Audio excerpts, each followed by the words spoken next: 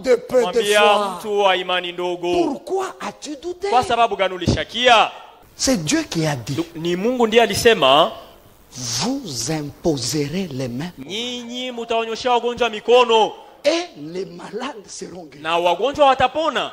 Il sera guéri aujourd'hui. Je, watapona leo? Il sera guéri demain. Watapona kesho? Après-demain. Kesho yake? Ça ne me regarde pas. Ila iniangalia hata kidogo. Moi, je fais ce que Dieu m'a dit de faire. Mimi nafanya kile ambacho Mungu ameniambia nifanye. Quand tu veux prier pour un malade, Wakati unataka kumwombea mgonjwa, ne te pose pas la question. usijiswali Kama haponi. et s'il ne guérissait pas.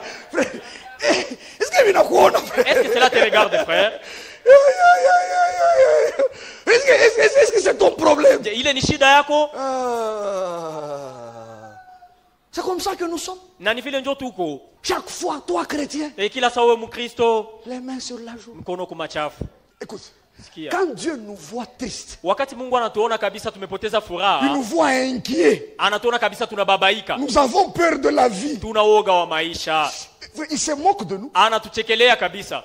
C'est comme toi aussi, parent. Ni kama wewe mzazi, Tu as un enfant de 5 ans, uko na mtoto wa miaka 5, tu rentres à la maison, unarudi nyumbani, tu le trouves la main sur la joue. unamkutana mkono kulichafu, Il est en train de faire, ah, kwa nungunika.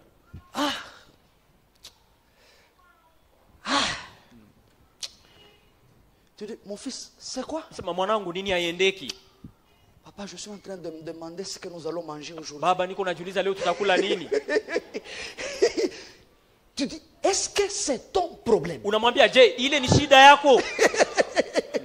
Est-ce que c'est ton Je, problème? ile ni shida yako? On t'a déjà demandé la ration ici. Tushawahi kulomba chakula humu?